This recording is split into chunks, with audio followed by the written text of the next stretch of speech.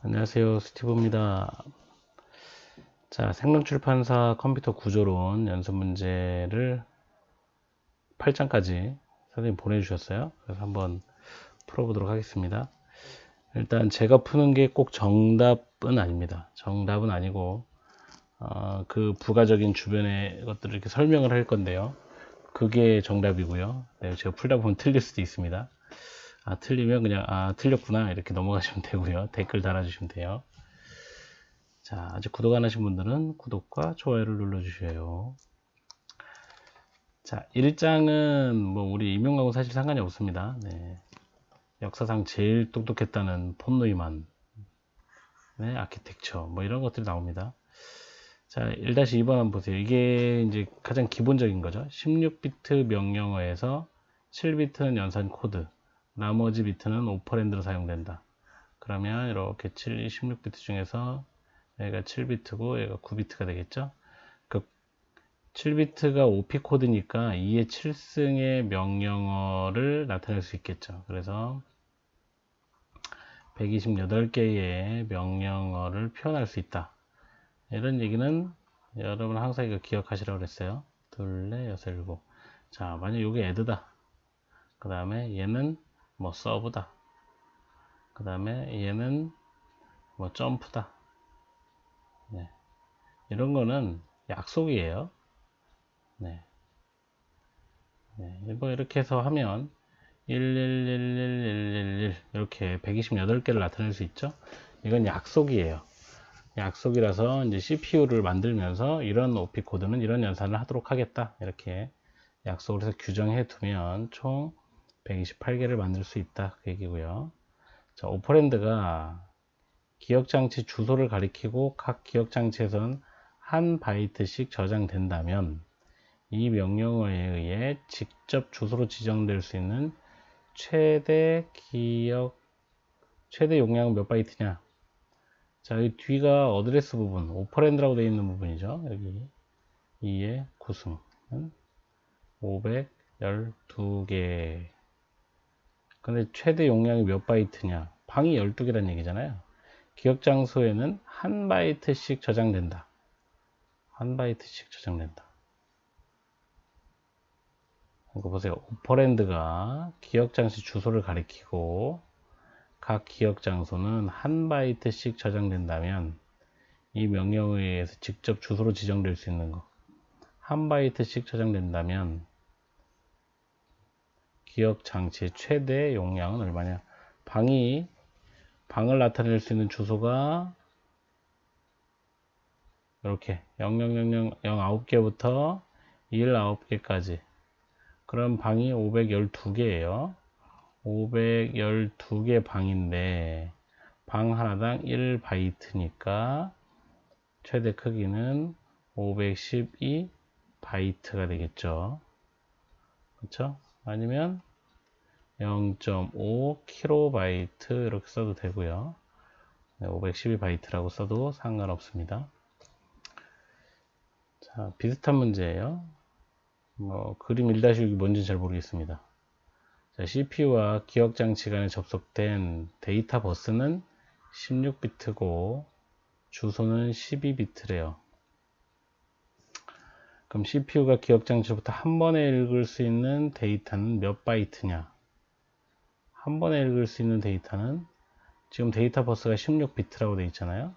그러니까 한 번에 읽을 수 있는 애는 2바이트. 데이터 버스에 한 번에 실을 수 있는 양을 얘기하는 거겠죠. 자, 기억장치 각 주소에 16비트씩 저장된다면 이 컴퓨터에 접속될 수 있는 기억장치 최대 용량. 자, 요게 이제 16비트 컴퓨터냐 32비트 컴퓨터냐 뭐 이런 얘기인데요. 자, 기억장치가 16비트래요. 그러면 2의 16승이 되겠죠. 주소가 방이 몇 개냐 이 얘기예요. 그래서 이렇게 하면 2의 10승 곱하기 2의 6승, 그렇죠? 2의 10승이 1kg죠. 그러니까 2의 6승 kg 이렇게 되니까 얼마예요? 64K가 되겠네요. 킬로바이트. 자, 그래서 8비트, 16비트, 32비트, 64비트. 실질적으로 주소를 계산해 보면 8비트는 2의 8승. 8비트니까 바이트라고 치면요. 바이트라고 치면 2의 8승 바이트. 이렇게 돼서 얘는 메모리의 최대 용량이 128 바이트네요. 네. 128 바이트. 16비트 컴퓨터가 나왔을 때 16비트 컴퓨터는 2의 6승 킬로바이트라고 그랬죠. 킬로바이트. 그래서 얘는 64 킬로바이트. 그래서 16비트 컴퓨터는 64 킬로바이트 메모리만 최대로 달 수 있는 게 64 킬로바이트까지라는 거예요. 왜냐면 주소를 나타낼 수 있는 게 16비트밖에 안 되기 때문에 64 킬로바이트밖에 인식을 못해요. 자, 32비트 컴퓨터는 2의 30승 곱하기 2의 2승 이렇게 되죠. 바꿨어야 되는데. 네. 그래서 2의 10승이 킬로고요. 2의 20승이 메가고요. 2의 30승이 기가예요. 그래서 2의 제곱 곱하기 2의 30 이렇게 되면 여기 뒤가 기가잖아요. 그래서 얘가 4기가바이트 이렇게 돼요. 아셨죠? 그래서 32비트 컴퓨터는 메모리 최대 용량은 4기가바이트까지밖에 인식이 안 된다. 32비트 컴퓨터나 또는 OS가 32비트용이면 32비트용 OS면 얘도 메모리를 4기가까지밖에 인식할 수 없다. 그러니까 메모리에 32비트 운영체제 깔아놓고 메모리를 16기가를 꽂아도 실제로 사용할 수 있는 메모리는 4기가밖에 안 된다. 그 얘기예요. 자, 64는 2의 60승 곱하기 2의 제곱이죠. 네. 2의 60승은 네, 몰라요, 뭔지. 네. 기가, 테라, 제타, 요타, 페타인가요? 페타, 요타, 제타인가요? 아, 모르겠네요. 네, 하여튼 2의 60승 곱하기 4입니다. 네. 요거예요. 네, 하여튼 메모리가 이렇게 됩니다. 그래서 64비트는 우리가 뭐 현재 나와 있는 메모리를 최대로 꽂아도 다 인식이 되지만 32비트는 이런 이유 때문에 4기가 밖에 인식이 안 된다. 이해하시면 되겠고요. 1-4번 보면 버스가 32비트며 기억장치 용량은 64KB라고 한다 하면 CPU와 기억장치 간에 접속되는 시스템 버스는 모두 몇 비트로 이루어져야 하는가? 단 기억장치 주소는 바이트 단위로 저장된다. 자, 기억장치 용량이 64kb면 아까 얘기했지만 이거는 16비트죠. 그죠? 주소를 나타내는 부분이 16비트란 얘기인데 데이터 버스가 32비트인데 주소가 16비트래요. 희한하네요. 자, 그럼 32비트짜리 네, 주소가 16비트예요. CPU와 기억장치 간에 접속되는 시스템 버스는 모두 몇 비트로 이루어지는가? 글쎄요, 이거 무슨 말인지 모르겠네. 네, 하여튼 주소를 기억장치는 16비트 기억장치 주소가 16비트니까 CPU가 메모리에 보내는 어드레스는 16비트가 되겠죠? 그쵸? 그래서 16비트인 것 같네요. 네, 주소는 16비트. 네, 이게 지금 킬로바이트라고 되어 있잖아요, 바이트.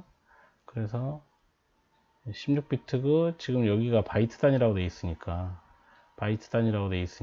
이거의 방의 개수가 2의 16승. 그래서 64K개의 방이 있고 하나당 1바이트의 데이터를 가지고 있다. 네, 뭐 데이터 버스가 32비트인데 실제로는 16비트 시스템으로 운영되는 애네요.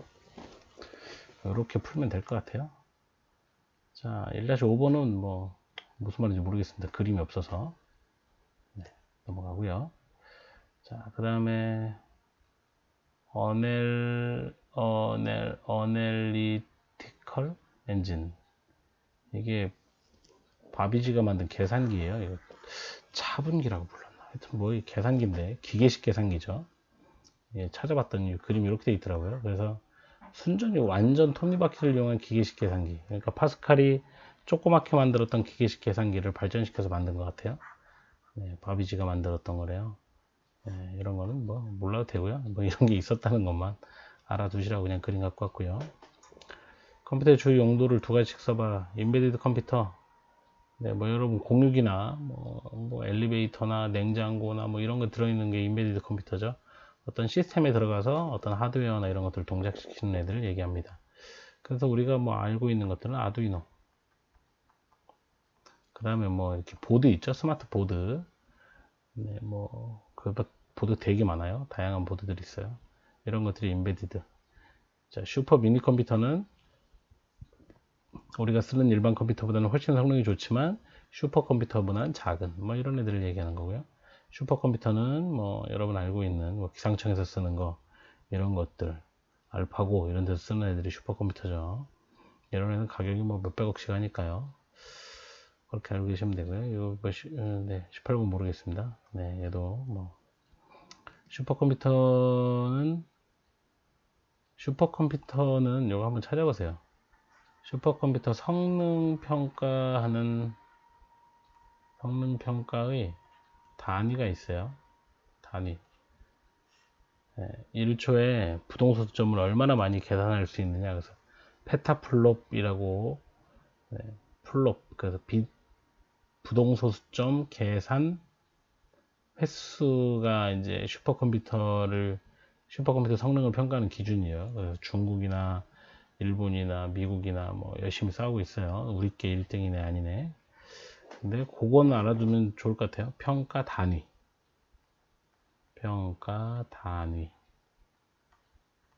페타플롭이라고 부르는데 제가 스펠링을 모르겠네요. 하여튼 부동소수점을 플롭. 네. 플롭은 이거예요. 여기 페타는 그 페타인가? 이거 네, 기가 위에 제타, 요타, 페타 나오는 그 페타인 것 같아요. 하여튼 페타플롭 이렇게 씁니다. 이거 한번 찾아보세요. 자, 1장 끝났습니다. 네, 2장. 네, 요게 제가 풀다가가 아니고 그 문제를 보면서 좀 이제 아닌 것들은 뺐습니다. 네, 불필요한 것들은 빼고 하는 거고요. 자, 2장은 여러분들 그 뭐냐 3장인가? 2장인가? 네, 볼게요. 네. 자, 2GHz 클럭 주파수라는 얘기는 이제 시스템이 이렇게 진동하죠? 이 주파수 횟수가 2기가라는 얘기예요. 2GHz. 2GHz라는 얘기는 한 번의 클럭당 뭔가 한 번 동작을 수행할 수 있는데 그 동작을 이제 2기가번 할 수 있다 그 얘기가 되겠죠. 그래서 자, 우리 요 단위도 기억하셔야 됩니다. 자, 10의 3승, 10의 6승, 10의 9승. 자, 얘는 우리가 키로라고 얘기하고요. 얘는 메가라고 얘기하고요. 얘는 기가라고 얘기합니다. 자, 반대로 10의 마이너스 3승. 자, 여기 10의 3승, 6승, 9승은 크기, 속도 이런 거 나타낼 때 써요. 그죠? 그 다음에 10의 3승, 10의 마이너스 6승, 10의 마이너스 9승은 시간을 나타낼 때 씁니다. 시간.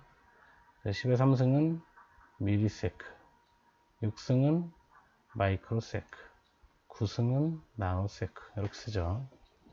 자, 요거는 헷갈리시면 안 됩니다. 요거 헷갈리면 안 돼요.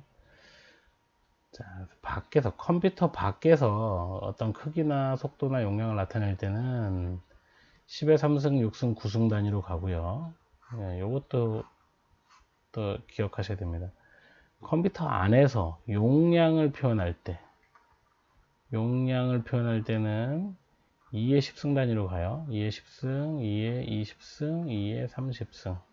그래서 얘가 키로, 메가, 기가 이렇게 돼요.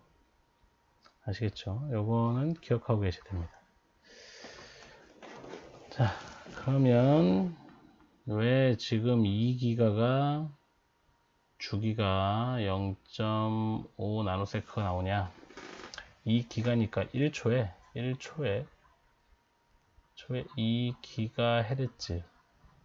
이렇게 우리가 이제 디지털 신호로 표현하면 이렇게 되는 이 파형이 이렇게 한 주기씩 해서 이게 1초에 2기가헤르츠번 나타난다 이런 얘기죠.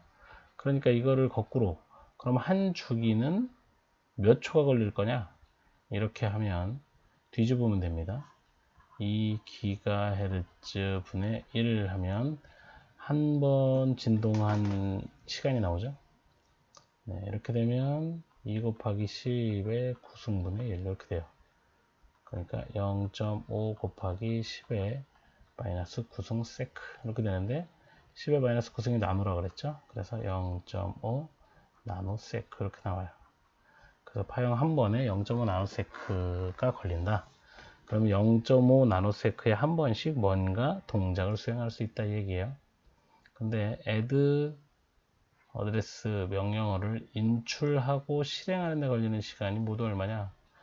그러면 이 명령어가 몇 단계를 거쳐서 실행되는지를 보면 되겠죠. 그 명령어가 실행되려면 패치, 디코드, 실행, 이렇게 execute 되죠. 패치하려면 AR에다가 뭘 집어넣어요? AR에다가 PC를 집어넣죠. 그 다음에 IR에다가 MAR 하고 PC는 PC 플러스 1 하죠. 그 다음에 여기 어드레스 부분에 있는 거 갖고 와야 되잖아요. 그죠? AC로 직접 못 들어가니까 DR에다가 MAR. 그쵸. 근데 여기 하나 뭐 들어있냐면 여기 디코드가 들어가요. 디코드. 그래서 AR에다가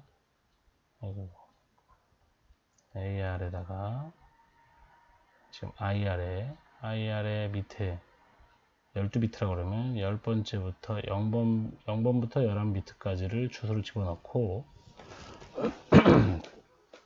직접 주소 방식을 쓴다 했으니까 명령어를 이렇게 읽어왔을 때 여기가 지금 ADDR 주소라는 얘기죠. 요 주소 안에 오퍼랜드가 있다는 얘기니까요. 얘를 집어넣어요. 이렇게 집어넣고 여기 가서 빼옵니다. 그래서 DR에 넣고 그냥 add 할 거니까 AC랑 add 하면 되죠. AC는 AC 플러스 DR. 자, 요렇게까지 하는데 걸리는 시간이 얼마냐? 하나, 둘, 셋, 넷, 다섯. 5단계를 거치네요. 5단계 거치니까 2.5 나노세크. 이렇게 하면 되겠습니다. 네, 요거는 물어보는 게, 이 단계를 알고 있느냐를 물어보는 거예요. 이런 문제는. 네, 그래서 이렇게 해서 구하시면 됩니다. 자, 2-2번 볼게요. 어셈블러를 이렇게 했다. 자, 명령어가 이렇게 있대요. 200번지부터.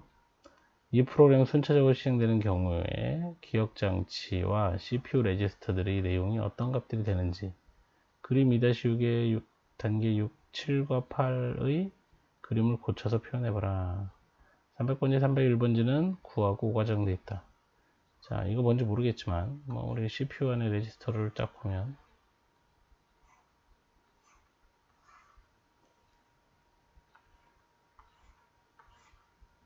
네. 자, PC값, 대표적으로 PC값이 있고, AR이 있고, AC가 있고, DR도 있고, 그 다음에, 뭐가 있을까요? 스택 포인트도 있겠고, 여기 스택 포인트도 있어요, 여기. SP. 또 필요하면 쓸게요. 자, 200, 201, 202, 203. 200번지를 실행할 때 PC 값은 다음 실행할 명령의 주소니까요. 201번지겠죠? 자, IR이 빠졌네. 제일 중요하게 빠졌네요. IR은 명령어를 갖고 와야 되니까요. 1300. 갖고 와서 디코드 하니까 주소 부분이 300. 네, 이 단계가 실행됐을 때 값을 얘기하는 거예요. 실행됐을 때. 그럼 300번지에 있는 값을 AC로 뭐 AC로 갖고 오니까 300번지에 뭐가 있다 그랬어요? 9가 있다 그랬어요. 9. 그럼 사실 H로 바로 못 들어가고 DR 거쳐서 들어가야 되니까 여기도 9. 뭐 SP 값은 아직 없네요. 자, 201번지를 실행할 때 PC는 다음 실행할 명령어 주소니까 202번지. 201번지는 6301. 그러니까 AR은 301. 그 다음에 이건 서브니까요. 9에서 얼마 빼? 5 빼서 AC. 그러니까 4가 되겠죠.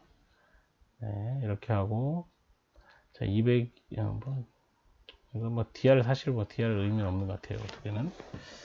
자, 202번지 실행하니까 PC 값은 203. 얘는 2302. STA니까 저장이래요. 302번지에다 저장해라 그거죠. AC 값을 302번지에 저장해라. 그러니까 AC는 바뀌진 않죠. 4.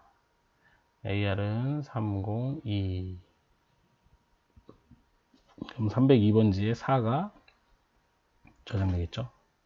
그 다음에 자, 203번지가 제일 중요합니다. 203번지를 로드 했을 때 203번지는 두 가지로 나눠져요. 로드 했을 때 PC 값은 204예요.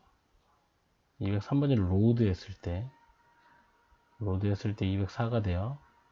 그럼 IR은 8250이니까 어디를 쓰면 250번지가 되겠죠. 뭐 AC 값은 변화 없고요.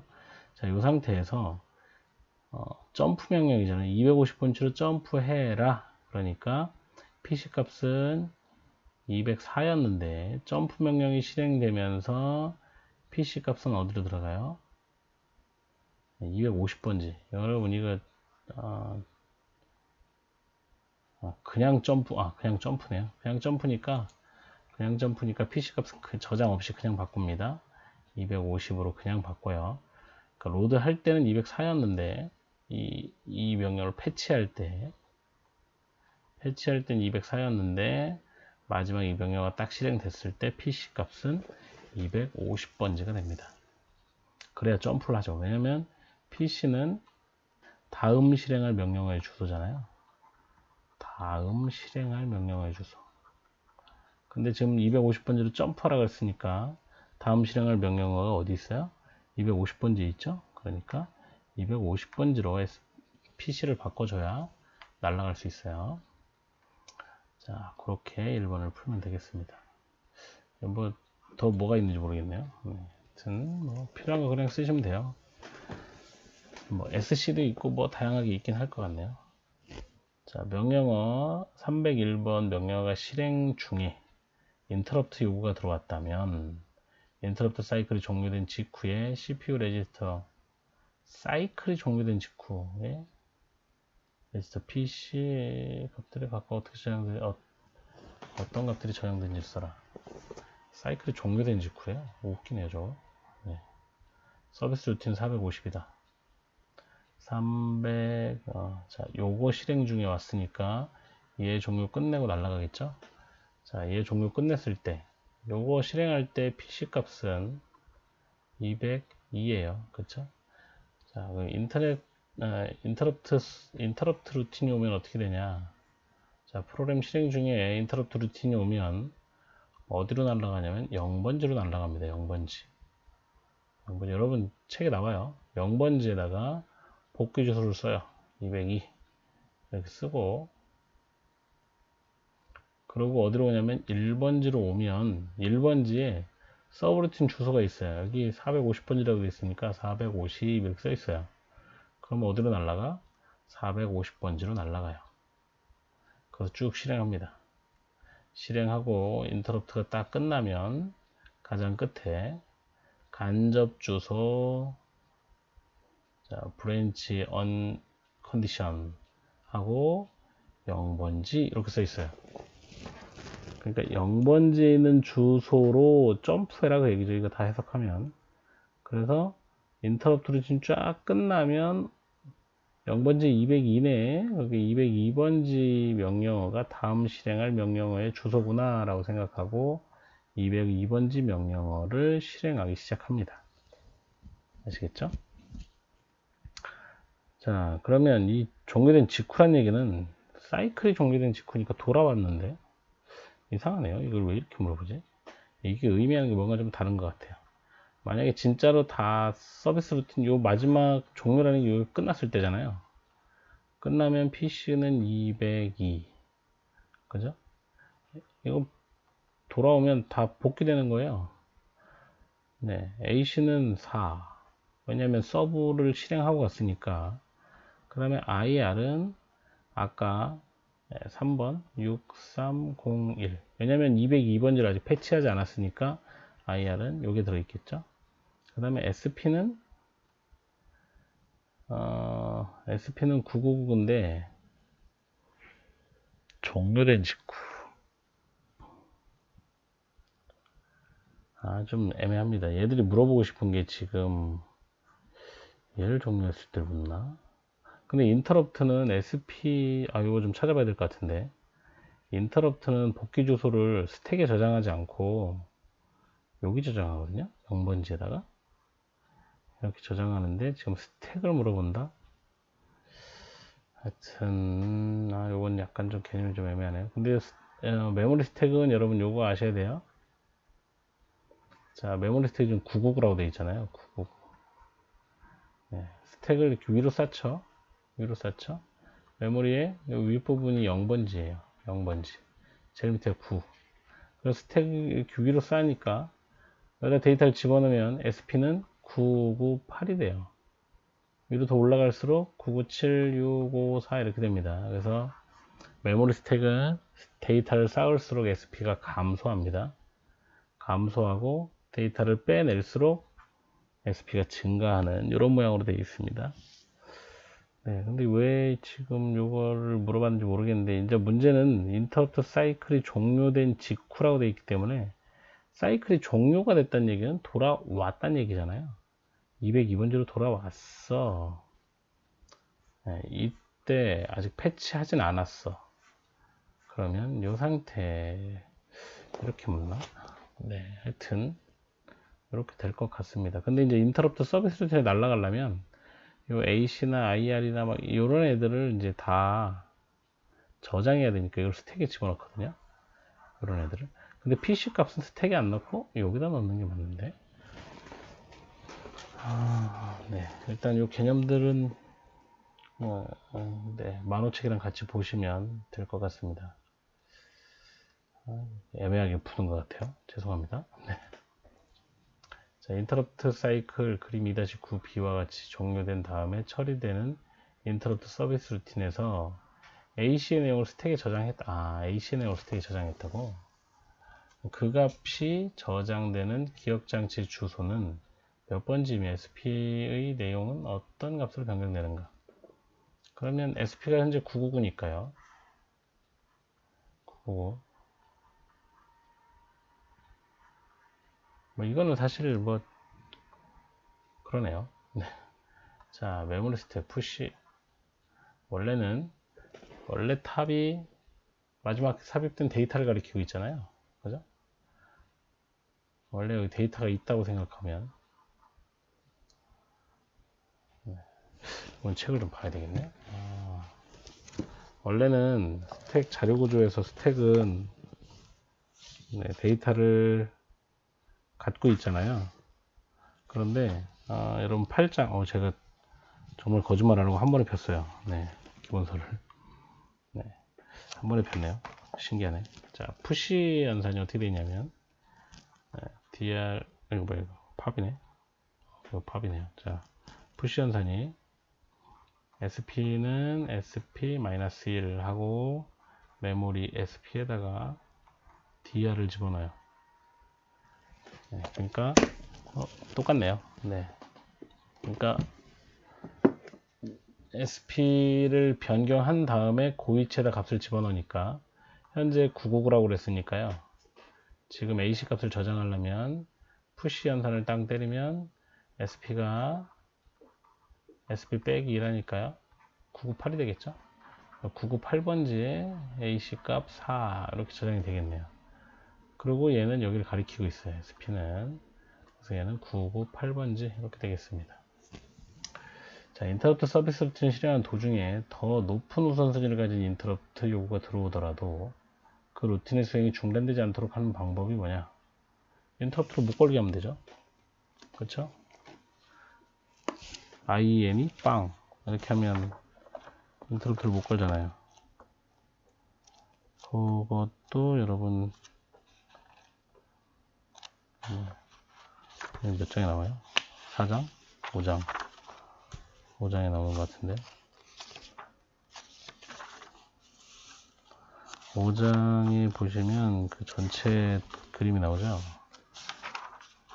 전체 그림이 나오는데 IN이 0이라고 하면 네, IN 여기 보면 R 값이 있고 IN 값이 있잖아요.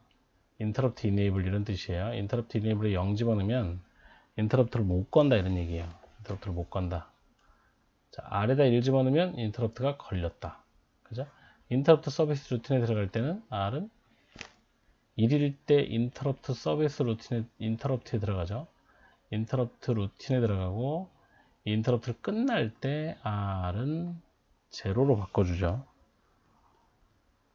그렇죠?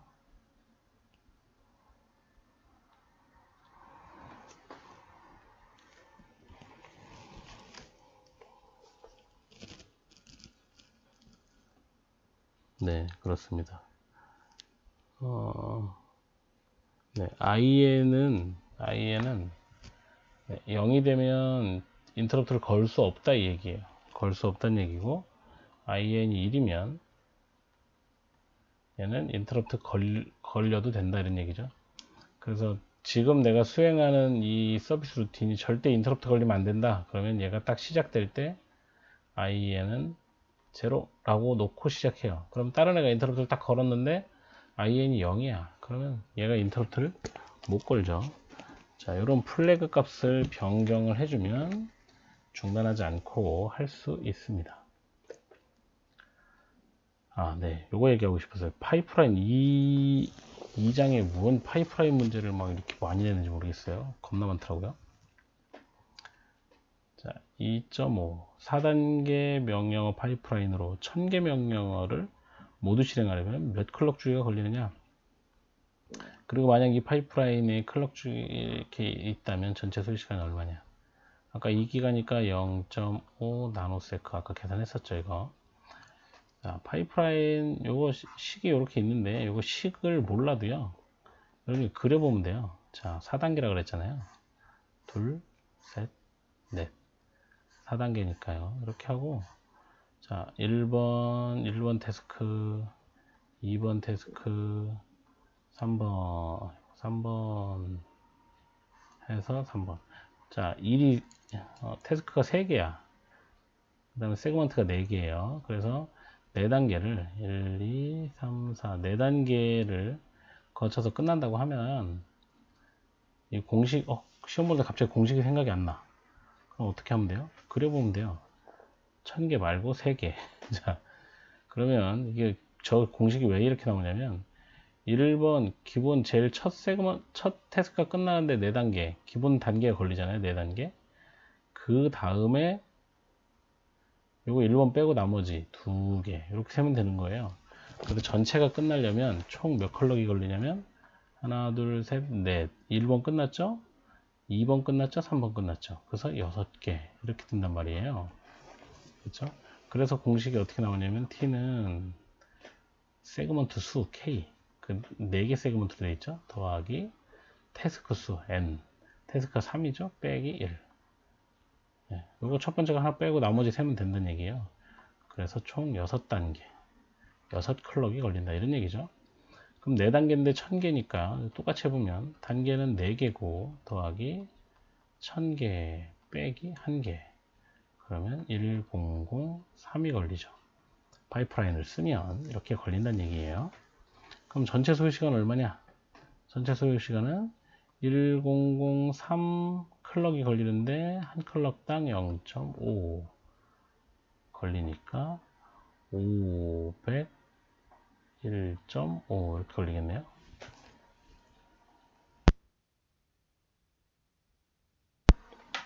501.5 나노세크 이렇게 걸린다. 자, 같은 방법으로 12단계로 구성된 곳에서 자, 4GHz래요. 4GHz니까 0.5보다 2배 더 빠르니까 시간은 2배 더 짧겠죠? 0.25라고 치고요. 네, 얘는 한 클럭당 0.25 나노세크예요. 자, 1000개 명령을 실행하는데 걸리는 시간과 시간. 그러면 t는 12개 세그먼트에다가 1000개 빼기 1. 그러면 1011 이렇게 되겠죠? 네, 시간은 1011 곱하기 0.25만큼 걸리겠네요. 계산해 보시면 되고요. 자, 속도 향상과 효율을 구하라. 속도 향상과 효율을 해요. 속도 향상은 요 공식이에요. 그럼 밑에가 파이프라인일 때, 위에가 아닐 때. 네, 아닐 때는 그냥 12단계니까, 네, 12단계 곱하기 1000개. 이렇게 하면 돼요. 아닐 때. 이거 보내. 밑에는 이 공식이니까 1011 곱하기 0.25. 아이고 뭐야 이거. 1011이죠. 네. 이렇게 하면 효율이 나옵니다.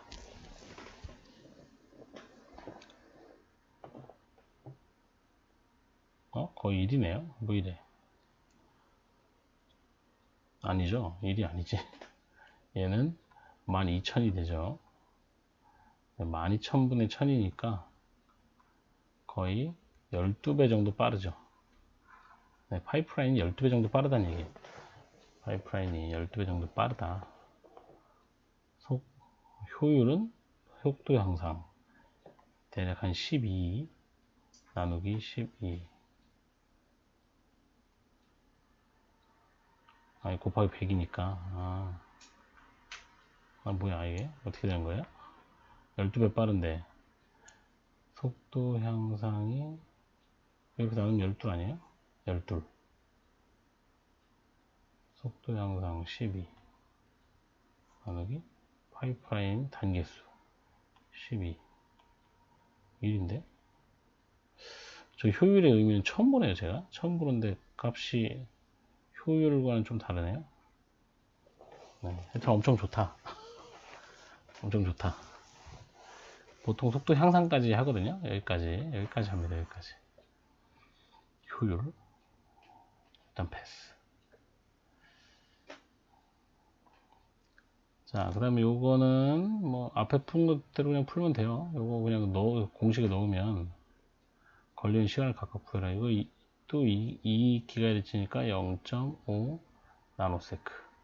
5단계니까 t는 자 10개짜리는 5단계 더하기 10-1 9 14 t의 100은 5 더하기 99 104 t의 1000은 5 더하기 999 1004 좋네요.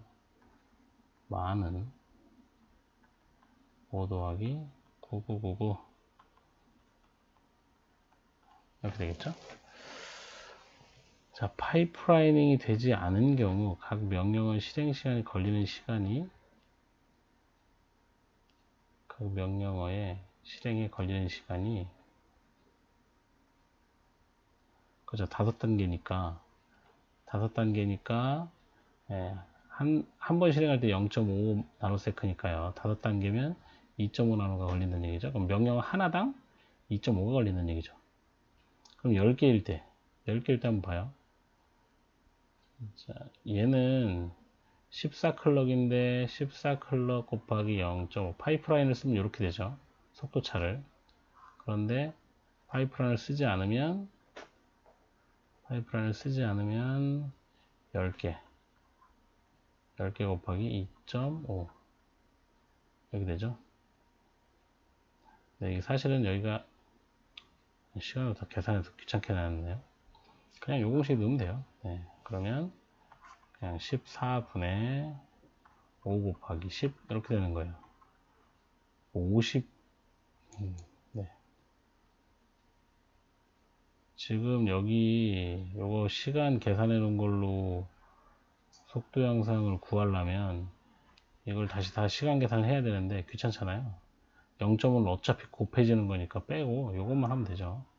그죠? 요것만 하면 네, 50분의 이렇게 되니까 3, 4 하면 좀 넘네요. 3. 얼마 이렇게 되겠네. 한 3배 정도 빠르다는 얘기죠. 자, 근데 100개일 때 한번 해보면 104분의 5 곱하기 100 이렇게 되죠. 네, 그러면 104분의 500이 되니까 이건 거의 4.999 이렇게 되죠. 5배 가까이 되죠. 자, 그럼 얘는 1004분의 5 곱하기 1000 점점 5에 가깝죠. 네, 얘도 5에 가까워지죠. 점점 5에 가까워져요. 완전히. 그래서 세그먼트 수만큼 빨라진다 이런 얘기를 하고 싶은 거예요. 그죠? 그래서 태스크가 많아질수록 결국 태스크 수에 수렴하는 거죠. 5단계면 5배 빨라지고 10단계면 10배 빨라지고 12단계면 12배 빨라지는 그런 효과를 보려고 하는 게 파이프라인이다. 그런 얘기입니다. 자, 이번 결과를 뭐 그려봐라. 그려보세요. x축은 명령어의 수 n, x축은 n이고 10, 100 하되 눈금은 로그로 쓰라니까 1, 2, 3 이렇게 되겠네요. 3일 때 1일 때 얘가 어떻게 되지? 같은 비율로 이렇게 쓰면 1일 때는 3. 얼마 4. 얼마 이렇게 되나요? 이렇게 모르겠네요. 그래프 보세요. 네, 그래프 보세요. 책을 보시면 될 것 같습니다. 네. 어떤 CPU는 파이프라인 4단계로 이루어져 있고 4단계 1GHz니까 1나노세크 공통 컬러를 사용하고 있다. CPU 처리할 명령어가 1000개고 그 중에 10%는 파이프라인 2단계만 쓰고 40%는 3단계 쓰고 나머지 4단계 쓴다. 파이프라인을 이용하지 않은 경우에 이 프로그램을 처리하는 데 걸리는 시간을 구해봐라. 자, 1번 먼저 구해보면요. 1000개인데 0.1%는 2단계만 필요하다 그랬죠? 2나노세크. 그죠?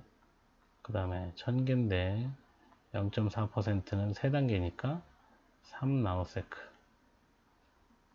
1000개에 50%는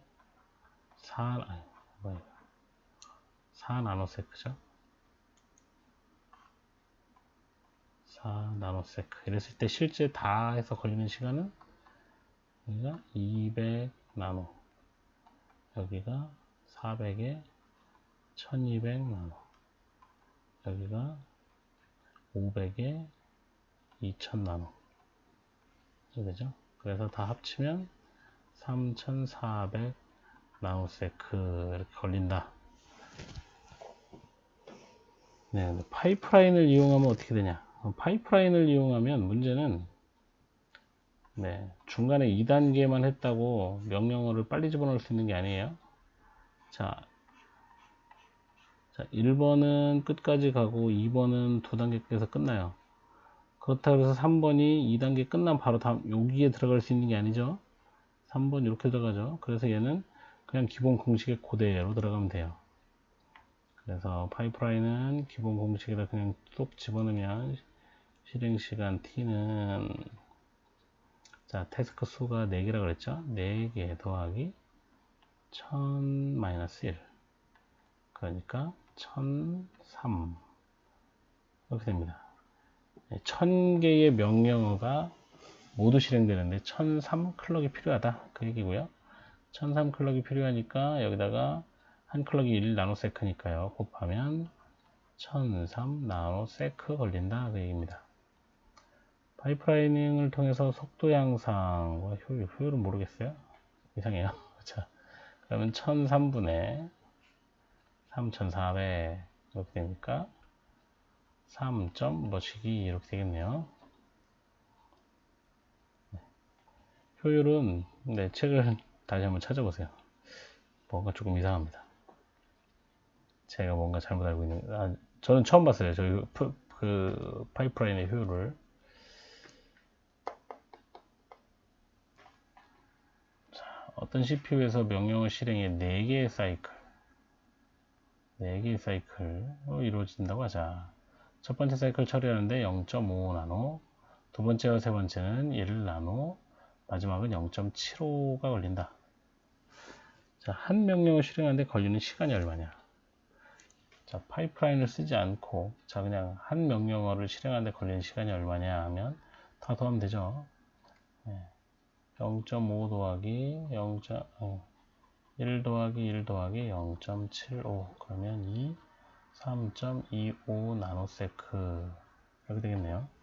각 사이클을 처리하는 하드웨어 모듈을 독립적인 파이프라인 단계로 구현합니다. 4단계의 4개 단계를 이루는 파이프라인 구조가 된 겁니다. 파이프라인의 모든 클럭 주기를 구해라. 이 클럭 주기는요, 가장 긴 거 쓰면 돼요. 그래서 1 나노세크. 왜 이거 가장 긴 걸 써야 되냐면, 자, 이렇게 파이프라인이 이렇게 있잖아요. 자, 여기가 0.5고, 여기가 0.1이고, 0.1이에요. 자, 1단계가 지나와요.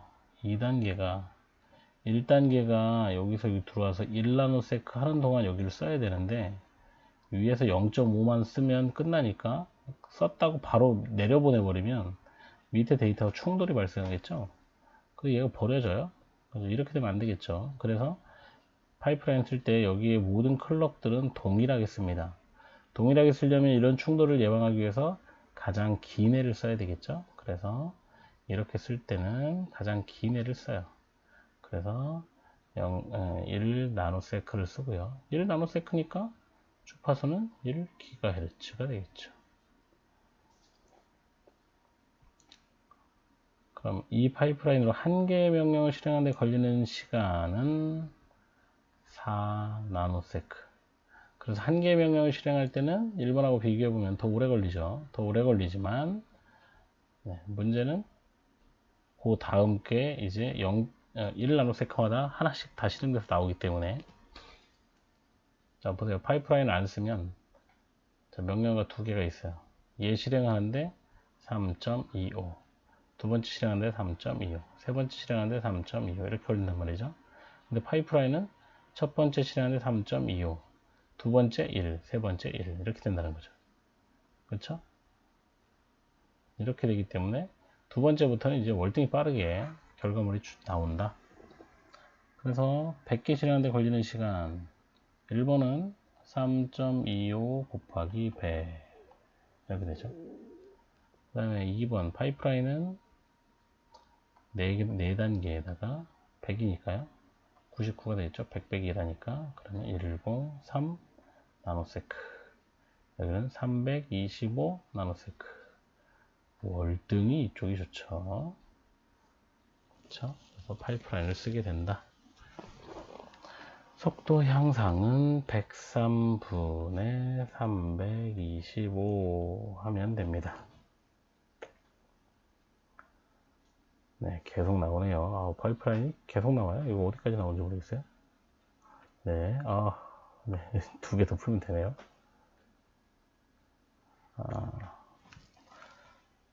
네 단계 파이프라인. 자, 여기 4단계의 기본이 얘들이에요. 이렇게, 이게 인스트럭션 패치, 인스트럭션 디코드, 오퍼랜드 패치, 익스큐트. 이렇게 해서 4단계로 되어 있습니다. 자, 아까 얘기했죠? 이렇게 되어 있을 때, 엄청 빠르네. 피코세컨에 10의 마이너스 12승이네요. 자, 뭘로 맞춘다고? 가장 긴 애로 맞춘다고. 가장 긴 애로. 파이프라인 클록 주파수는 몇 기가헤르츠로 결정하면 되겠느냐. 일단 시간을 400 PS로 가장 오래 걸리는 애로 결정해야 된다 그랬죠? 그러면 400 곱하기 10의 마이너스 12승이에요. 그죠? 그러면 10의 9승 곱하기 10의 마이너스 3승 분의 4 곱하기 10의 제곱이 되겠네요. 0.4 곱하기 10의 3승이 되니까요. 예, 이렇게 지우면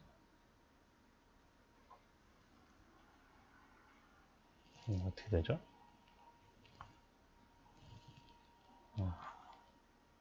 이렇게 돼요. 그러면 헤르츠는 0.4 기가헤르츠 하면 되겠네요. 자, 0.4 기가헤르츠. 기가헤르츠로 결정하니까 0.4 기가헤르츠 이렇게 쓰면 되겠습니다.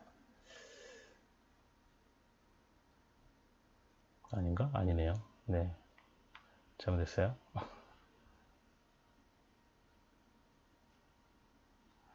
0.4가 얘도 밑으로 내려가야 되는 것 같아요.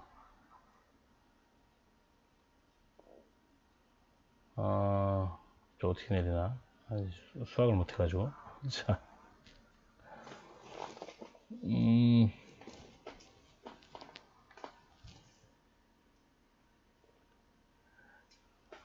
아까 이게 세크잖아요, 지금. 0.25, 0.5 할 때 2분의 1이었죠. 4분의 1을 하면 어떻게 돼?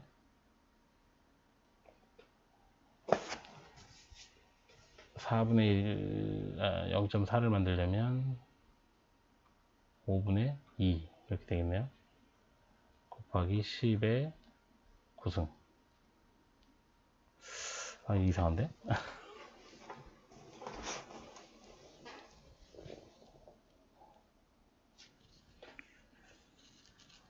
네, 이상하죠? 뭐가 이상하네요. 하여튼, 네, 아유, 씨. 잠깐만요, 정지 한번 해보고.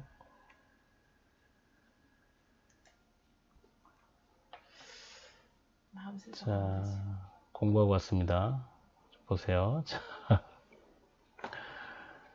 자, 400 피코세크라고 결정이 되면, 아까 우리 2GHz, 이거 주기가 얼마냐, 뭐 시간이 얼마냐 이럴 때 얘를 뒤집었잖아요. 그죠? 자, 2 곱하기 10의 9승해서 뒤집어서 2 곱하기 10의 9승분의 1 이렇게 했죠. 자, 그럼 400 피코세크는 400 곱하기 10의 마이너스 12승이죠. 자, 이걸 몇 기가냐? 이거 뒤집으면 되죠. 이거 왜 이 생각을 못했죠? 네, 400 곱하기 10의 마이너스 12승분의 1 이렇게 하면 자, 400분의 1 곱하기 10의 12승이 돼요. 그죠? 여기 찍 지우면 이렇게 10승 되죠. 자, 4분의 1이니까 0.25 곱하기 10 곱하기 10의 9승 2.5 곱하기 10의 9승이니까요 2.5기가 이렇게 됩니다. 그래서 이렇게 되면 2.5GHz가 된다는 얘기예요. 네, 제가 한술을 잘 못해가지고 네, 헷갈렸습니다. 죄송합니다. 네, 그렇고 자, 파이프라인 1000개의 명령어들을 순차적으로 실행하는데 걸리는 시간이 얼마냐? 자, 400으로 하니까요. 자, 400 곱하기 이거 t를 먼저 구해야지. t는 4단계 더하기 1000개니까 1000 빼기 1 999는 1003 이렇게 되죠. 이거 곱하기 400이니까요. 400 10의 마이너스 12승. 자, 이렇게 하면 4000이 되죠. 4000이 아니네요. 4 4012 곱하기 10의 제곱 곱하기 10의 마이너스 12승. 네, 그럼 짠짠 날라가니까 나노세크로 표현하라니까 구성 만들려고 그러는 거예요. 그러면 40120 곱하기 10의 마이너스 9승. 네, 이렇게 되겠네요. 한 4만 나노세크 뭐 이 정도 나오겠습니다.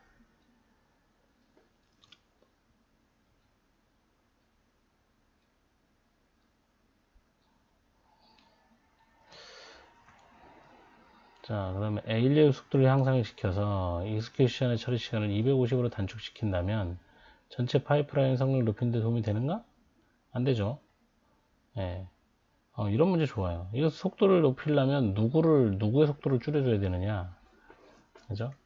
딱 한 단계만 속도를 줄일 수 있다면 누구를 얼마로 줄여야 성능이 좋아지겠느냐? 이렇게 했을 때, 네. 오퍼랜드 패치 단계를 350 이하로 줄이면 되죠. 350이랑 같아도 되고 이거보다 작아도 돼요. 그렇죠? 하여튼 요거 밑으로만 줄이면 성능이 좋아지는데 익스큐션을 줄이는 건 큰 의미가 없다. 반대로 ALU 새로운 기능을 추가해서 얘를 500으로 길어졌다면 성능에 영향을 미치죠. 400이었던 게 500으로 늘어나니까. 그래서 전체 소요시간 계산해 보시면 되겠습니다. 그렇죠? 이거 뭐 이렇게 비교하면 돼요. 이거 여기 어디 갔어? 네. 그냥 어차피 이거 똑같잖아요. 4단계고 1000개 빼기 1 이건 다 똑같으니까 네. 500분의 400 이렇게 하면 되죠. 얼마만큼 속도가 떨어지냐? 80% 20% 떨어진다 이 얘기죠. 네. 시간이 20% 길어지니까 성능이 20% 떨어지겠죠. 그렇게 이해하시면 되겠네요. 아 진짜 많네요. 네. 자 4단계 파이프라인 단계들로 안 읽을게요. 시끄러우니까. 12개의 명령어들을 처리하고자 한다. 파이프라인 4단계고 12개 명령어를 처리한대요. 5번째 명령어가 분기 명령어였다면 분기한 후에 7개 명령어를 더 실행하여 모두 12개 명령을 실행하는 데는 전체적으로 몇 사이클이 걸리느냐. 이거는 분기 곤란 문제잖아요. 그렇죠?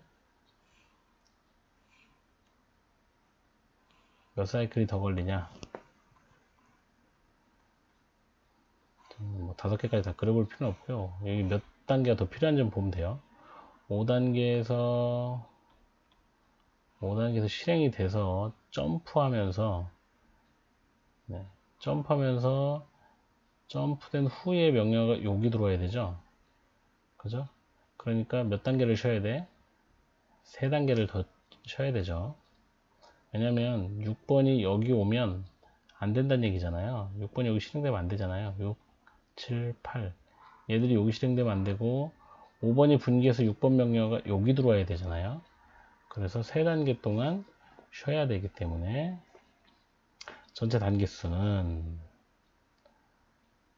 자 4단계 파이프라인에다가 12개 명령어 빼기 하나 플러스 3단계 쉬어야 되니까 3 그러면 전체 사이클은 4 더하기 11 더하기 3 해서 18단계가 필요하다 이렇게 되겠죠. 네, 연습 문제니까요. 그럼 연습 문제니까 이거 기본서 문제를 기본서 문제가 아니고 기본 이론을 다 들으시고 이걸 풀으셔야 돼요. 이거 분기곤란이 왜 지금 여기서 단계를 띄어야 하느냐 뭐 이런 거는 거기서 다 설명을 합니다. 설명을 하는데 여기서 뭐 짧게 설명해 보자면 자 5번에서 점프를 해서 그 다음 실행이 6번이에요. 그러면 6번이 여기서 실행이 돼야 되는 거예요. 그냥 5번이 분기해서 5번에서 점프해서 자 15번 명령어가 실행돼야 된다. 5번 다음에 원래 실행이 5번 다음에 점프해서 15번이에요. 그러면 5번 다음에 파이프라인에 들어와야 될 명령어가 15번이죠. 그러면 자 다른 말로 그러면 5번이 실행된 다음에 파이프라인에 들어왔던 6번과 7번과 8번은 원래 프로그램을 그대로 실행했을 때는 실행이 안 되겠죠. 자, 보세요. 명령어가 이렇게 있는데 여기에 점프가 있어요. 점프 15. 그 다음에 6, 7, 8 이렇게 있으면 자, 프로그램을 파이프라인 없이 실행한다고 생각해 보세요. 그럼 쭉 실행하다가 점프 명령을 만나서 15번으로 건너뛰어서 여길 실행하잖아요. 그러면 이 명령 뒤에 있는 얘들은 원래 실행되면 안 되는 애들이죠. 근데 파이프라인으로 실행하면 이게 실행이 된단 말이에요. 그렇죠? 그래서 요게 분기 곤란 문제예요. 얘들은 실행되면 안 되는 애들이 지금 파이프라인에 들어오기 때문에 여러분 기본서에 보면 어떻게 되어 있냐면 5번에서 파이프라인에서 점프 명령, 분기 명령, 브랜치 명령이 실행이 되면 파이프라인에 들어와 있는 애들을 다 지운다고 되어 있어요. 클리어 시킨다. 그러면 어떻게 되냐면 5번이 실행되면서 여기 있는 애들을 이렇게 이렇게 삼각형에 있는 애들은 클리어 시킨다는 거죠. 그러니까 제가 문제를 내면 그렇게 낼 수도 있을 것 같아요. 5번의 분기 명령이 실행되는 순간 여기서 실행되는 순간 파이프라인에서 삭제되는 명령어들은 몇 번이냐 써봐라 이렇게 할 수도 있어요. 네, 지금 제가 설명드리는 것들이 만호 기본서에 딱 한 줄 나오는 거예요. 한 줄 나오는 건데 네, 출제위원들은 그런 걸로 문제 내니까요. 여러분 잘 이해하고 계시면 되겠습니다. 자, 5개 파이프라인으로 이루어진 단계에 대해서 명령 유닛이 있다. 100개 명령을 실행하는데 소요되는 시간을 써봐라. 네, 5개고 100개고 빼기 1은 104 클럭이죠. 만약 파이프라인에 한 개를 추가하여 2way 슈퍼 스칼라 구조로 변경된 경우 100개를 걸리는 시간을 구하고 이건 안 나와요. 네, 슈퍼 스칼라 개념은 네, 안 나옵니다. 여기 4way도 그래서 안 나옵니다. 듀얼코어 프로세스에서 하나의 독립적인 태스크로 이루어진 응용 프로그램을 처리하는 경우에는 일반적인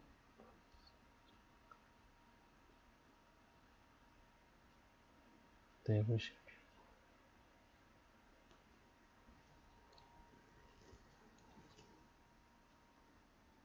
이건 저도 정확히 잘 모르겠네요. 이거 책 읽어보세요. 근데 이제 멀티코어는 네.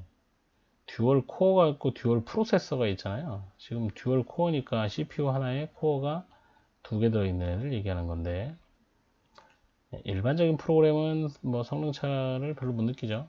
듀얼 프로세서도 마찬가지예요. CPU가 2개 들어가도 일반적인 프로그램은 속도 차이를 별로 못 느끼는데 이제 포토샵이나 막 이렇게 이제 멀티 프로세서를 지원하는 어플리케이션이 있어요. 그런 것들이 들어가면 성능이 월등히 좋아집니다. 근데 왜 이거 성능이 안 좋아지는지 잘 모르겠네요, 저도. 네, 여기까지 하고요. 넘어가면 네.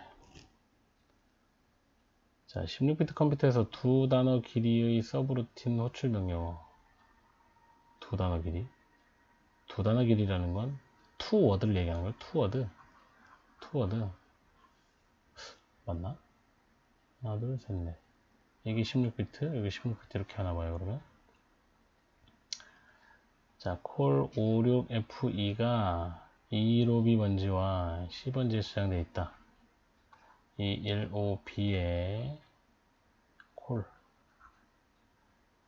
이 15C에 56F2가 저장되어 있다. 이거 강사들 그 문제지에 있는 것 같아요. 자, 모든 선 16중에서 표기한다. 그리고 현재 스택 포인터가 FFFC다. 네, FFFC래요.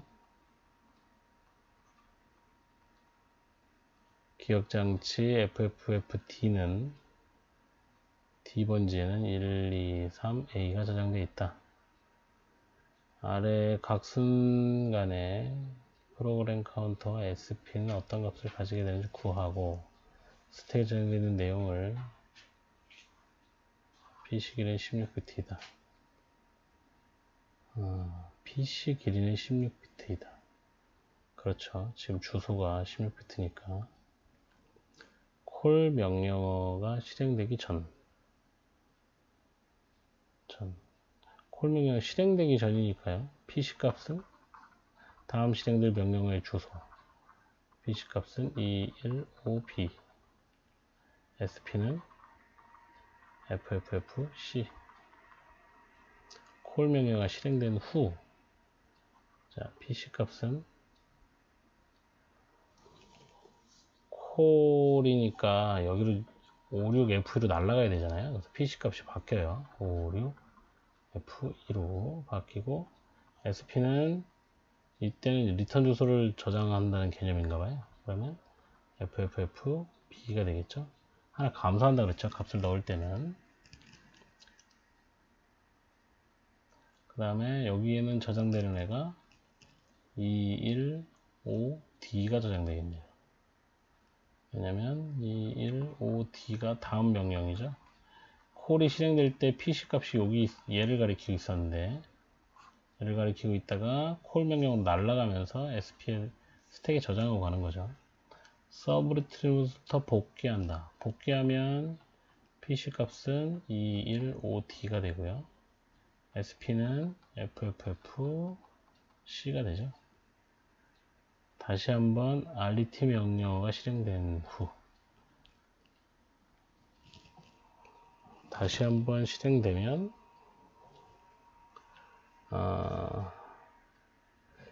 네, 요거 조금 개념이 틀리네요. 이게 개념이 틀린 게 뭐냐면, 네, 지금 123A를 얘네들 리턴 주소로 얘기하고 싶어 하는 것 같은데, 그러려면 스택 포인터가 데이터를 넣고 증가하는 이런 구조여야 되거든요. 그런데 아까 앞에서 봤지만 스택 포인터는 증가하고 데이터를 넣어요. 감소하고 데이터를 넣어요. SP는 SP-1을 한 다음에 MSP에다가 dr을 집어넣기 때문에, 네, 항상 SP가 가리키는 게 데이터가 있어야 되는데 지금 FC에는 데이터를 언급하지 않았죠. 그쵸? 데이터를 언급하지 않아서 원래 여기가 얘들이, 그럼 얘네는 이렇게 하고 싶은 게 아니고요. 이렇게 하고 싶은 거예요. 이 연산을 MSP에다가 데이터를 넣고요. 그 다음에 SP는 SP-1 이렇게 하고 싶은 거예요. 네, 이렇게 하면 말이 돼요. 그러면 FFFB가 됐을 때 FC에는 125D가 들어가 있어야 되는 거죠. FC에 125D가 들어가 있고 B가 됐다. 그 다음에 리턴으로 복귀하면 얘는 자, FFFC가 되고 PC에다가는 215D를 넣어주고, 그 다음에 한 번 더 리턴하면 얘는 FFFD가 되고 123A를 PC에다가 넣어준다. 이제 이런 얘기를 하고 싶은 것 같습니다. 그 다음에 2-16번은 넘어갑시다. 네, 이건 뭐 의미 없고요. 근데 문제가 너무 많아요. 진짜 너무 많네요. 자, 스택을 이용한 연산이 가능한 CPU가 있다고 하자. 이 CPU에서 push A 명령어는 기억장치 A를 스택에 최상에 저장하고 pop B 하면 TOS 탑 오브 스택이에요. 탑 오브 스택 내용을 인출한다는 얘기예요. 기억장치 B 번지에 저장한다. 뭐야? 또한 산술 연산은 오퍼랜드를 가지지 않은 0번지. 네, 일단 돼요. 자, 스택 명령 푸시 팝 영주소 산술 연산 이용해서 프로그램을 작성해봐라. 자, 영주소니까 영주소면 스택에서 2개 빼서 계산하고 다시 집어넣고 이런 얘기래요. 네.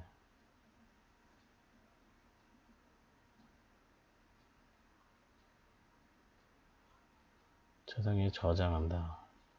그래서 저장이 됐단 얘기인가? 이렇게 되는 거죠. 자, push A, push B, add. 그 다음에 이렇게 하면 a 플러스 b가 들어가 있겠죠. 그 다음에 푸시 c, 푸시 d, 그 다음 빼기 서브, 그 다음에 뭘 이렇게 하면 여기서 c-d를 한 다음에 a 플러스 b하고 c-d하고 곱하기 되겠죠. 이런 연산이 되겠습니다.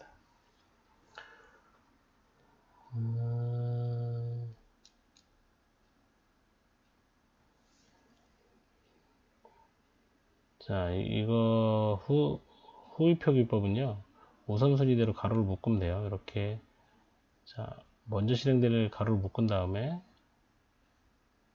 네, 묶은 다음에, 뒤에 가로랑 바꾸면 됩니다. 이렇게 바꾸고, 바꾸고. 그러면, AB 플러스 C 빼기 D 빼기 E 더하기. 이렇게 돼요. 우선순위대로 묶어야 돼요.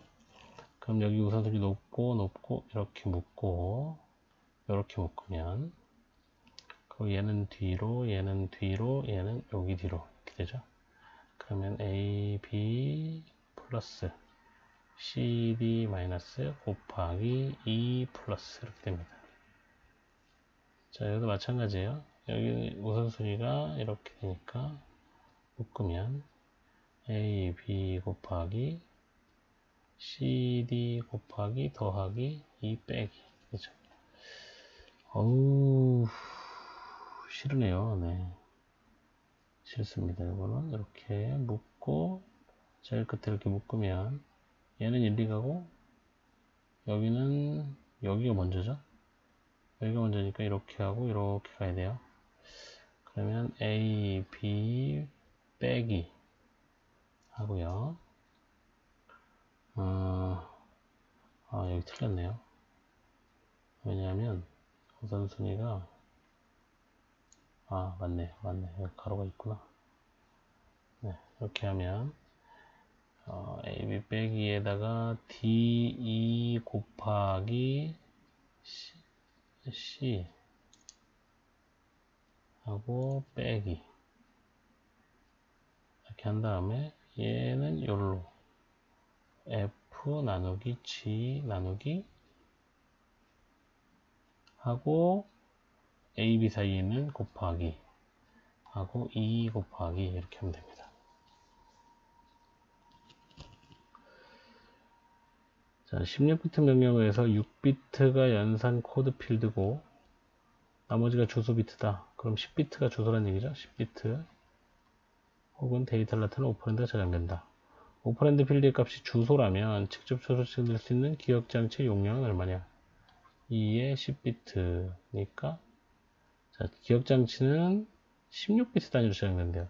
방은 1024 개가 있는데 한 방당 2바이트야. 그러니까 2048 바이트가 이렇게 써도 돼요. 그렇죠? 그래서 얘가 키로잖아요. 그래서 2kB 이렇게 나옵니다. 자, 오퍼랜드 필드에 2의 보수로 표현된 즉시 데이터가 저장되는 경우 이 명령에 저장된 데이터의 범위를 구해라. 2의 보수니까요. 10비트. 자, 얘는 1024개. 0부터 1023까지. 근데 양수 음수니까요. 얘를 딱 자르면 512잖아요. 음수는 512 그대로부터 0부터 양수. 그래서 511까지. 음수 512개, 양수 512개. 그래서 1024개. 값을 보면은 그래서 이렇게 돼요. 문제 재밌네요. 자, 어떤 CPU가 128개 연산을 수행하며 128개 연산 수행이란 얘기는 2의 7승이란 얘기죠. OP 코드가 7비트란 얘기예요. 내부 레지스터 수는 16개다. 16이니까 4비트죠. 이 CPU에서 30비트 명령어는 연산 코드와 레지스터 번호를 나타내는 오퍼랜드 1. 나머지는 주소 필드다. 그러면 11비트네요. 32비트 중에서 7비트가 OP 코드고 4비트가 이거고 11비트 빼고 21비트가 주소가 되겠습니다. 명령 형식을 표현해라. 이렇게 되겠죠? 주소 필드가 2의 보수를 표현하는 값을 쓸 때 뭐라고요? 이걸 왜 해요? 이렇게 많은 숫자 큰데? 자, 128개를 수행하고 16개다.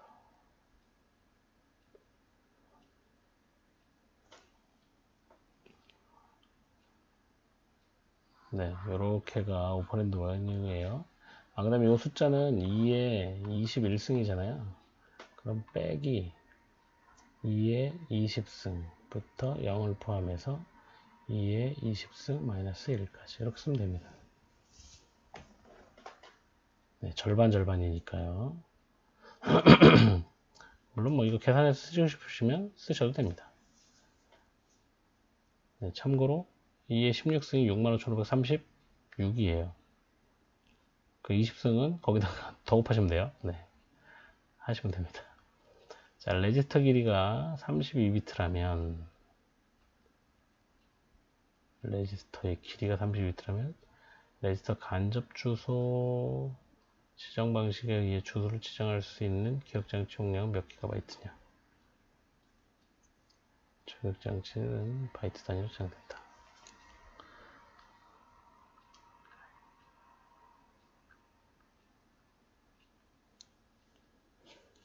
간접 주소. 간접 주소니까 여기 레지스터에 있는 값이 어딘가를 찾아가는 주소가 돼야 되잖아요. 32비트가 다 주소가 된다면 4GB라고 그랬죠. 왜냐면 2의 32승은 2의 2승 곱하기 2의 30승 요거 기가, 그러니까 4GB. 그러니까 레지스터에 있는 32비트 주소가 메모리 어딘가를 가리켜요. 근데 갔을 때 공간이 있어야 되잖아. 그러면 최소한 4기가는 돼야 찾아가겠죠. 자, 아래와 같은 주소 방식을 사용해서 명령을 인출하고 실행하기 위해서는 몇 번의 기억장치 액세스가 필요하냐? 즉시 주소.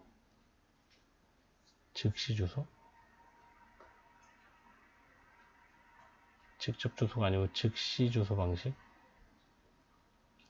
즉시 주소라는 게 즉시 값을 얘기하는 건가? 이 용어가 좀 달라서 모르겠네요. 간접 주소랑 직접 주소라면 네, 이거는 한 번이죠. 이게 오퍼랜드에 있는 얘가 주소니까 바로 메모리를 한번 찾아가면 되고요. 간접 주소는 여기 있는 거 가지고 메모리에 가서 여기 주소 가지고 이렇게 찾아가는 방식이고요. 레지스터 주소 지정은 레지스터에 있는 주소를 가지고 메모리를 찾아가는 거고, 인덱스 주소는 요거랑 인덱스 레지스터랑 더해서 이렇게 찾아가는 거니까 한 번, 얘도 한 번, 여기만 두 번이네요. CPU 내부 레지스터들과 주기억 장치의 그림 2 빼기 24 같은 값들이 저장되어 있고 명령 레지스터 필드는 1이 저장되어 있다고 가정하자. 그림이 없어서 못 풀겠습니다. 이거는. 네, 2-24가 없어서 한번 풀어보십시오. 자, 어떤 주소 필드 내용을 x1이라 주소 필드 내용 x1이라고 하자. 그 명령어를 실행하는데 필요한 오퍼랜드는 기억장치 x2번지에 있다고 저장되어 있고 인덱스 레지스터는 x3이다. 명령어가 아래와 같은 지정 방식을 사용할 때 관계식을 써봐라. 간접 주소는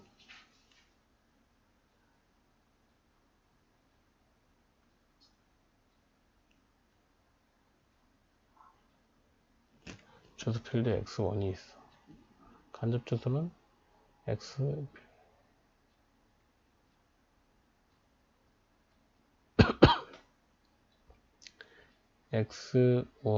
주소를 찾아가서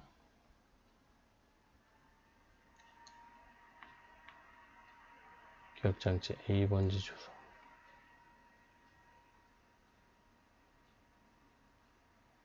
내용 x1. 자, 여기 가면 주소가 있어요. 요것에 들어있는 값, 그죠? 그럼 x1번지에 500 이렇게 있다. 그러면 얘가 500이 되겠죠? 이렇게 가로치면 여기 500이 될 거예요. 거기에 가로를 치니까 500번지에서 꺼내와라 이렇게 되겠죠? 그러니까 얘를 표현하면 자, x1번지에 있는 값을 주소로 하면 된다 이 얘기죠. 자, 그러면 인덱스 주소는 이게 인덱스하고 제하고 더하는 거죠? 아닌가? 저도 오래돼서 기억이 잘 안 납니다. 잘못 눌렀어.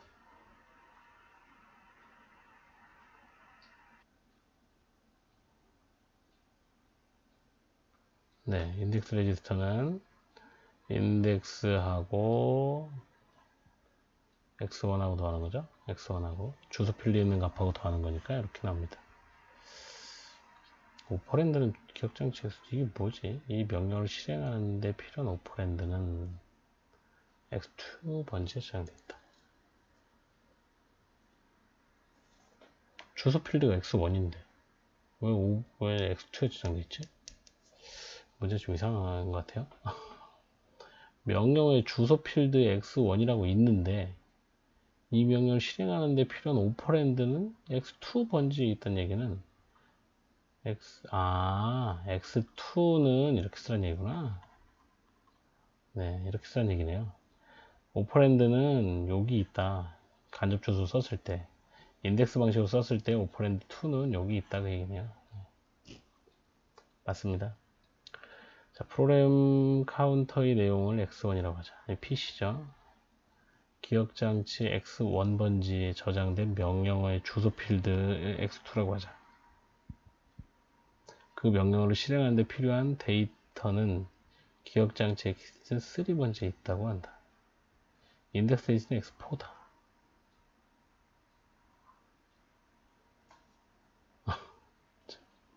별. 자, 1번 직접 주소 방식 EA는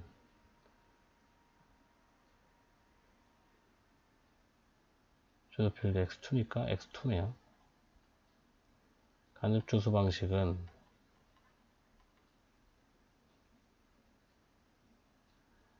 x2.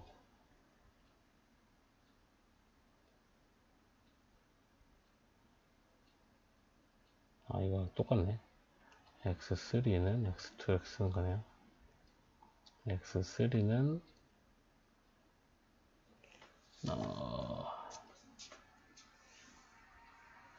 이렇게 써야 되는데 간접 주소니까 x2 번지에 있는 애를 주소로, 얘는 x2에 있는 애를 데이터로, 상대 주소, 상대 주소는 3번 PC 값이랑 더하는 거죠. PC 값 x1 더하기 x2에 있는 것. 4번 인덱스 레지스터 x3는 x2 더하기 x4 이렇게 하면 되겠습니다. 이거 책을 보세요. 혹시 틀렸을 수도 있어요. 제가 기억이 거의 맞을 것 같긴 한데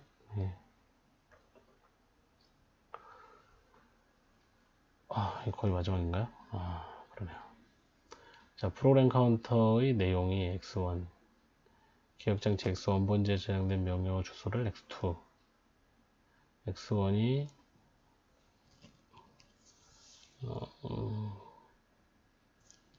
x1이 454 프로그램 카운터라고 그랬죠? 454고 그러면 454번지에 마이너스 25가 있어. 이 뭐야? 프로그램 카운터 값인데 454번지에 얘가 있다고? x1에 저장되어 있는 명령어가 상대 주소 제목을 사용하여 분기 명령을 하면 그 명령어 수행된 직후 x1 값은 어떤 값을 가지게 되는가?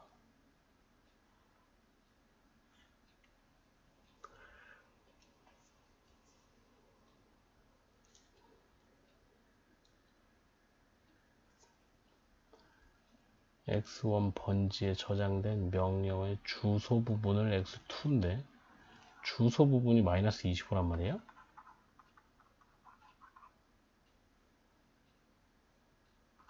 PC는 4549. 4549번째는 얘가 있어? 주소 부분에 이게 있대.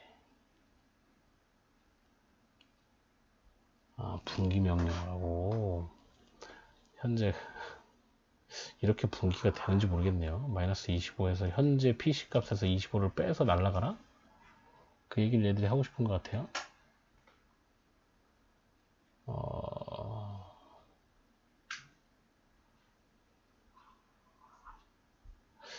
용어가 익숙하지 않아요. 기업 장치는 주소가 이렇게 된다고 가정한다, 뭐 이렇게. 그러면 이렇게 했을 때 50을 빼라, 이런 얘기 같은데. 그럼 404번지, 이런 걸 말하고 싶은 것 같아요. 그런데, 그렇게, 네, 얘들이, 그러니까, X1 명령어가 상대 주소 방식으로. 죄송합니다. 이거 지금 다 풀어야 되는데. 자, 상대 주소 방식이니까. 자, 보세요. 454번지를 실행할 때 PC 값은 455가 되겠죠? 455가 될 테고요. 상대 주소 방식을 하니까 PC 값하고 얘하고 더하는 거잖아요. 그래서 430이 되겠네요. 그럼 430 번지로 가야 되니까 X1은 430이 된다는 거죠. 여기를 놓쳤어요. 여기를. 자, 상대 주소 지정 방식을 사용하는 분기 명령어가 250번째 저장되어 있고, 명령어 길이가 32비트고, 그 중에 10비트는 연산 코드다. 10비트가 연산이고 22비트가 주소인데, 자, 분기 명령어가 실행되면 284, 얘가 지금 250번째 있는데, 251이 PC가 되겠지. 250번째를 실행할 때.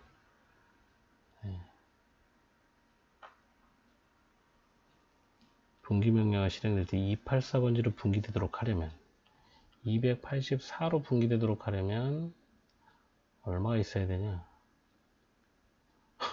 뭘 넣어야 하는지 이해보수로 표현하라고? 쓰잘 때, 이거 원래 음수로 들어가나? 자, 그러면, 자, 251에서 빼야 되겠죠? 33이네요. 33이 들어있으면 되는데, 22비트니까, 33이면, 32, 하나, 둘, 셋, 넷, 1, 2, 4, 8,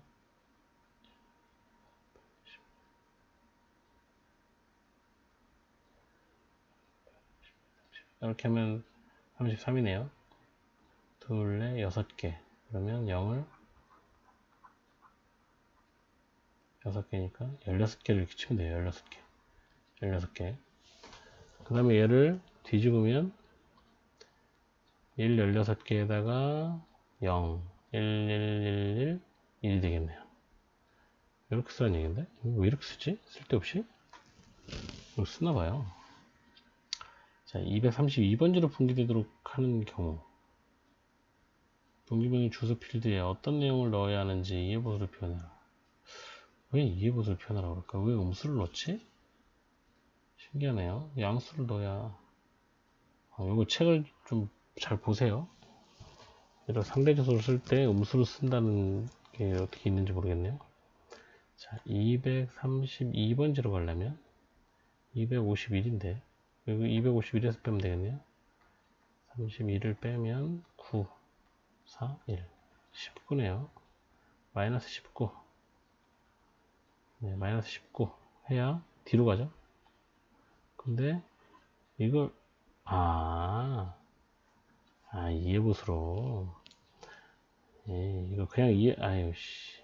이 앞에 거는 양수니까 아까 33이었잖아요. 33은 그냥 쓰고 마이너스 19니까 이거 이해보수로 음수 이해보수로 표현해서 써라 이 얘기네요. 이런 문제 처음 봐가지고. 네. 이런 문제 나오면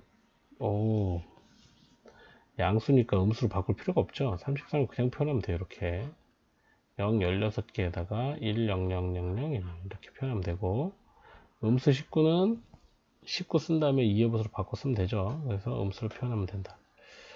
19니까 16에다가 3. 네. 이렇게 되겠죠? 그래서 바꾸니까 1 16개 하고요. 1 0 1 1 0 1 이렇게 되겠네요.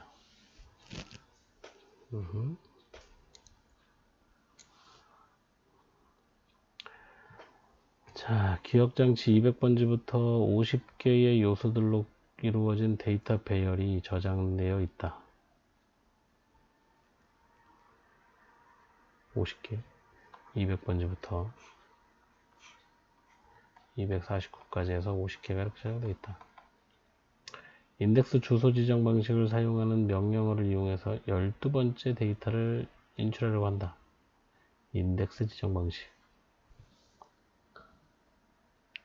명령어의 오퍼랜드 필드 및 인덱스 레지스터에 저장된 값이 각각 얼마냐?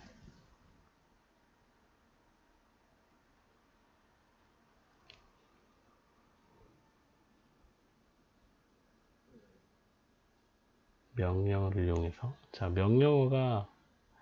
명령어의 주소가 200번지지 않을까요? 그리고 인덱스 레지스터에 12 이렇게 있으면 2개 더해서 200번지에서 12번째. 아니지. 11이 돼야 되는군요. 12번째니까. 12번째니까 211번지 있는 거 갖고 와야 되잖아요. 그쵸? 명령 오퍼랜드 필드. 그러니까 명령의 오퍼랜드 필드는 200번지를 나타내고, 그 다음에 거기서 몇 번째냐는 인덱스를 가지고 나타내고. 아, 요런 거 할 때 이렇게 인덱스 레지스터를 쓰나 보다. 네. 재밌네요.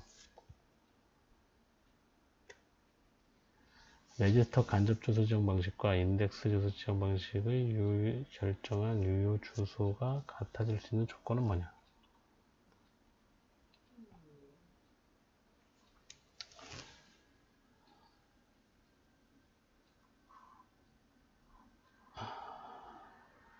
레지스터에 300 간접 주소라는 얘기 300번지에 갔더니 유효 주소가 있더라 이런 얘기잖아요. 이 인덱스 레지스터는